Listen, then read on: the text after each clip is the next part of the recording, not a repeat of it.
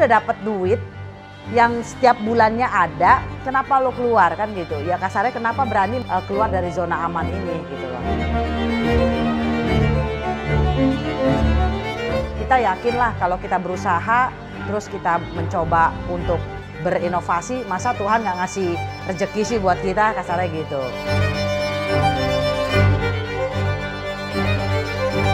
Kalau tidak kita coba, kita tidak lakukan sendiri, kita nggak tahu seperti apa batasan kita untuk jadi pengusaha ini.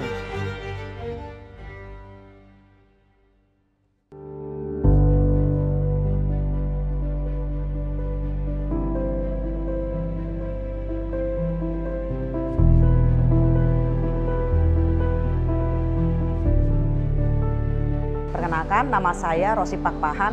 Saya adalah owner dari PT Tahu Jeltot Taisi. Kalau Tahu Jeltot Taisi itu adalah tahu isi pedas yang dimana saya modifikasi hanya dari tahu biasa, kita variankan isiannya macam-macam, Mas. Jadi dari mulai yang original ada, yang spicy ada, extra spicy ada, chicken ada, tahu walik ada, tahu bakso juga ada. Jadi memang dari varian hanya tahu goreng aja, kita modifikasi, kita kreasikan menjadi olahan tahu cemilan yang bisa dimakan oleh semua orang. Kita berdiri dari tanggal 29 Februari 2012. Sebelum saya terjun langsung di dunia kuliner di Tahu Jeltot Taisi, ini saya tuh awalnya memang nggak langsung bisa sebesar ini ya. Jadi memang awalnya itu memang saya juga sebagai karyawan yang dimana berangkat pagi, pulangnya malam, ya kan. Bahkan matahari belum terbit, kita pulang sudah tenggelam mataharinya kan. Jadi nggak pernah ngeliat matahari di luar gitu loh. Saya bekerja di salah satu bank yang dimana saya langsung pensiun dan saya dan suami terjun langsunglah di bisnis Tahu Jeltot Taisi ini. Yang di awalnya itu pertama memang di awal tuh ya suami saya duluan yang resign. Terus kita pikir ya daripada ini ya kita mau coba juga lah. Kayaknya asik juga gitu loh. Kalau ternyata jualan gorengan itu nggak ada matinya ya gitu loh. Mungkin faktor kepepet juga kali ya. Ada faktor kepepetnya dan kenapa kepengen jadi keluar dari zona aman lah kasarnya. Ya ternyata di satu sisi saya juga bisa ngurus yang namanya keluarga, seperti itu. Bisa ngelihat anak-anak juga, seperti itu.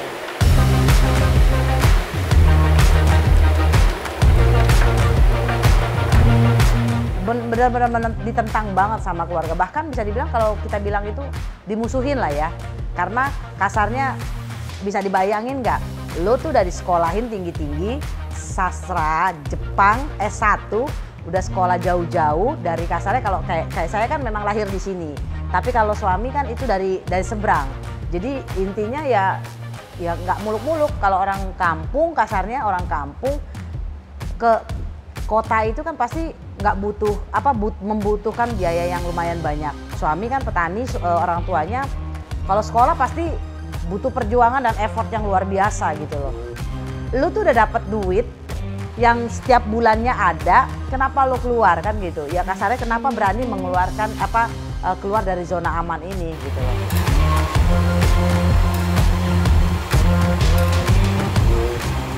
Kita mau tunjukin gitu loh. Jadi keluar dari zona aman itu memang penuh dengan perjuangan. Tapi kita yakinlah kalau kita berusaha, terus kita mencoba untuk berinovasi, masa Tuhan nggak ngasih rezeki sih buat kita, kasarnya gitu. Nah itulah sesuatu yang memotivasi kami bahwa di satu sisi bahwa tukang gorengan itu bisa naik kelas gitu loh. Ya ternyata ya alhamdulillah puji Tuhannya bisa sampai sebesar ini. Kalau sekarang keluarga juga sudah menerima, sudah mendukung, sudah mendoakan dan selalu mensupport kita punya bisnis saat ini.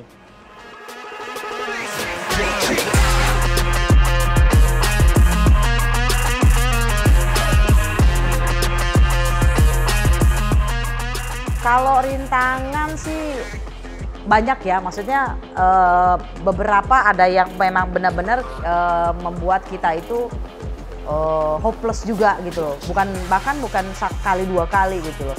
Bahkan kita udah jalan sekitar 12 tahun ini, rintangannya itu ya pertama ya bahan baku Mas. Jadi bahan baku itu sampai sekarang yang kita pakai selalu fresh itu kacang kedelai. Dan kacang kedelai kita itu nggak bisa yang lokal, harus yang impor.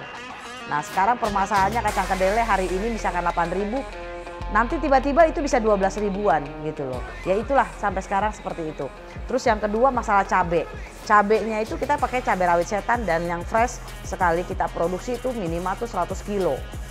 Itu kebayang nggak selama 12 tahun itu nggak pernah stabil yang namanya hari ini beli cabai 35.000 ya, besok 35.000 ya, bahkan mungkin turun. Enggak, malah hari ini 35.000, besok bisa sampai 50.000, bahkan bisa 100.000 gitu loh.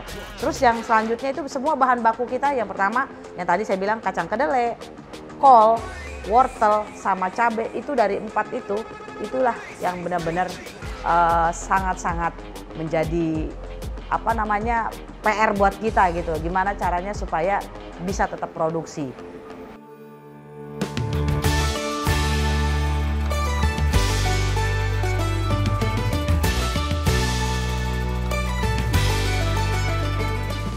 Nggak ada Mas, sama sekali nggak ada.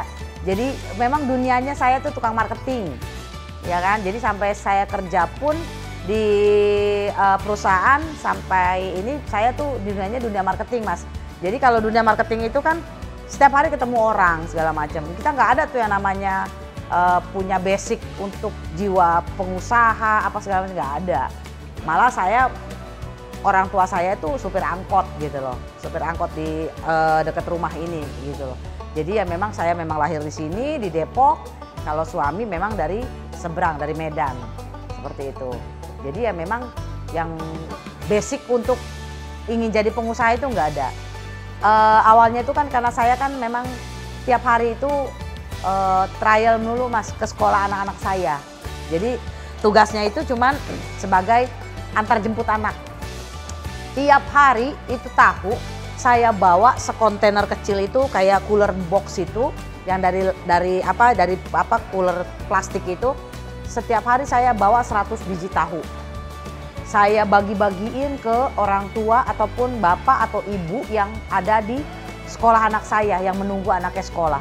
Saya suruh cobain, Pak cobain dong tahu saya, Bu cobain dong tahu saya. Mah tahu lo tuh nggak enak gitu loh, tahu lo tuh pedes banget. Tahu lo tuh nggak bisa dimakan, tahu lo tuh keasinan, tahu lo kepedesan, nggak bisa dimakan, pokoknya keras lah apa segala macam. Jadi itulah yang setiap hari dari Senin sampai Jumat selama 3 bulan saya trial ngasih orang tua murid yang menunggu di sekolah anak saya. Selama 3 bulan itulah di bulan ketiga barulah saya bawa lagi itu tahu saya bilang sama orang-orang di situ, Pak cobain lagi dong Pak tahu saya, Bu cobain lagi dong. Di bulan ketiga itulah mereka langsung bilang, Mah tahu lo tuh udah enak, Mah tahu lo pedes gurihnya udah pas, Mah crunchy-nya dapet, Mah itu juicy-nya itu di dalamnya enak banget gitu loh. Nah dari situlah saya bawa pulang setelah saya rangkum dari omongan bapak ibu yang ngetes kita punya resep, dikuncilah sama suami saya resepnya. Seperti itulah Mas. Jadi ya sebenarnya sih awalnya buat kalangan sendiri, jualan untuk sendiri. Tapi lama-kelamaan karena beberapa orang yang konsumen kita beli, Bu saya mau dong ikut bisnis ibu ini seperti itu. Jadi ya kasarnya sih sebenarnya ya faktor kepepet juga sih karena faktor konsumen menyuruh-nyuruh kita untuk buka bisnis ini. Seperti dulu mah belum ada kita ngurus-ngurus ini ya Mas, ngurus-ngurus legalitas belum ada awal-awalnya. Begitu ada orang yang mau untuk gabung di kita barulah kita benahin lah itu semua legalitas kita ini ya surat-suratnya, kita ini kan semua dokumentasinya, barulah kita mulai ke bisnis opportunity. Jadi kayak ke kemitraan dulu lah seperti itu.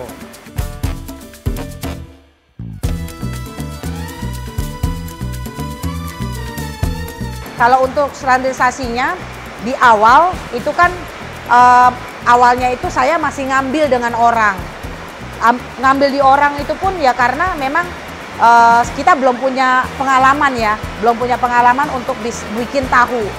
Seiring waktu berjalan kita mikir ternyata lebih enak kalau kita dari hulu ke hilir kita yang produksi seperti itu. Dan ya untungnya ya Tuhan masih baik ya sama kita, makanya kita dikasih orang-orang ataupun tim yang luar biasa yang bisa membantu kami dari mulai kami bikin tahu sendiri, karena sekarang kita udah punya pabrik tahu sendiri.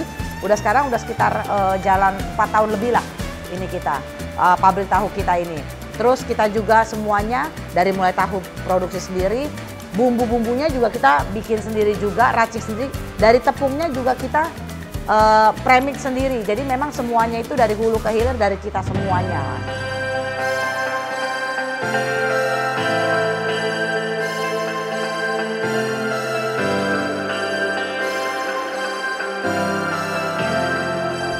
Kalau untuk kompetitor mah banyak ya, kasarnya yang tahu isi pedas itu nggak mungkin nggak Taisi aja gitu loh. Tapi memang adalah beberapa yang memang sama seperti kami.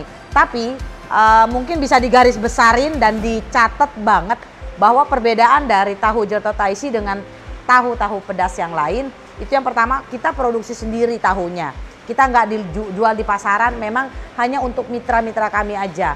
Terus yang kedua, isiannya pun kita bervariasi banyak.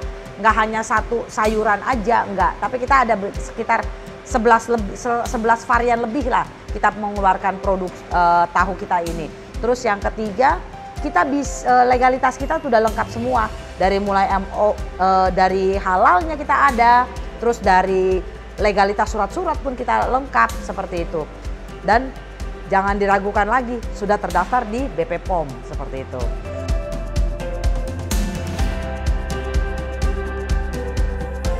Jadi kita buka dana itu ataupun kemitraan di Tahu Jero Taisi itu mulai dari 5 juta, 20 juta, dan 55 juta. Kalau misalkan untuk yang 5 juta biasanya seperti yang saya bilang mungkin ibu-ibu yang bisa pengen jualan di rumahan, kita supply. Kita bantu untuk mereka bisa bisnis cari cuan juga dari mulai di rumah. Itu yang paket 5 jutanya. Bahan baku kita kasih di awal seperti itu. Dan dia bisa pakai brand kita.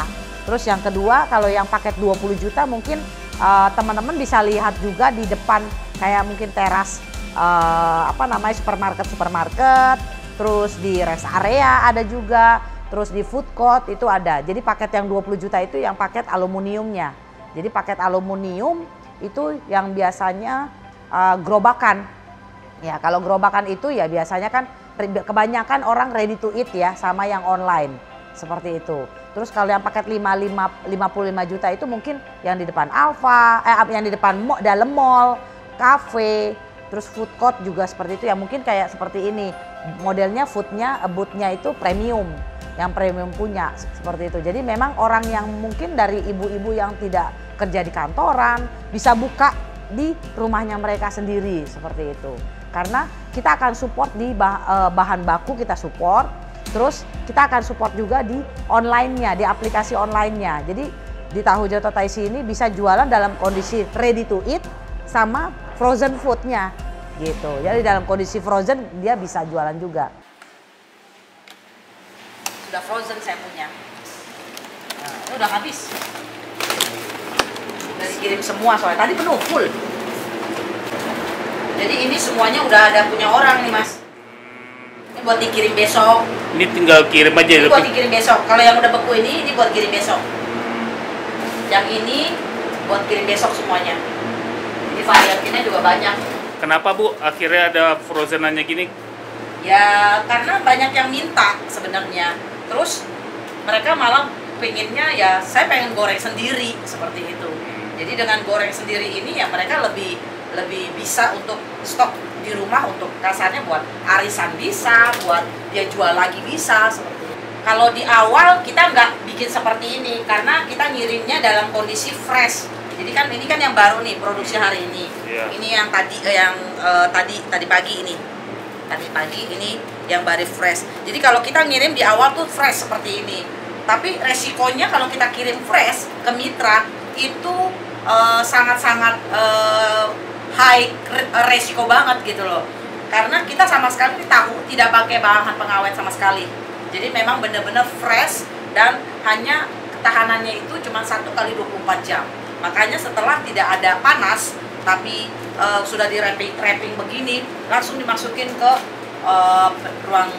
ruang ini ya, ruang pembeku ya, supaya bisa tahan dan bisa siap kirim ke mitra-mitra ataupun reseller-reseller yang ada di Jabodetabek ini.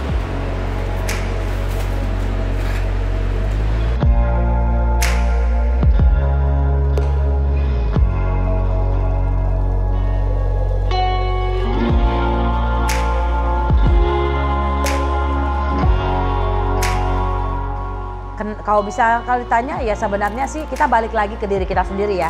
Sekarang kita mau bawa kemana kitanya ini. Kalau kasarnya, kalau memang masih enjoy menjadi karyawan monggo. Kita nggak bisa paksa kan. Tapi kalau misalkan memang mau menjadi pengusaha, kasarnya ya tidak ada, kasarnya jangan pernah langsung menyerah sih sebenarnya. Tapi ya intinya kalau misalkan memang mau menjadi pengusaha itu, ya kasarnya seperti kita belajar berenang aja Mas. Kalau belajar berenang kan pasti dari kaki sampai ujung rambut basah semua kan. Jadi jangan setengah-setengah gitu loh. Kasarnya kalau tidak kita coba, kita tidak lakukan sendiri, kita nggak tahu seperti apa batasan kita untuk jadi pengusaha ini. Seperti itu sih sebenarnya dari saya pribadi gitu loh.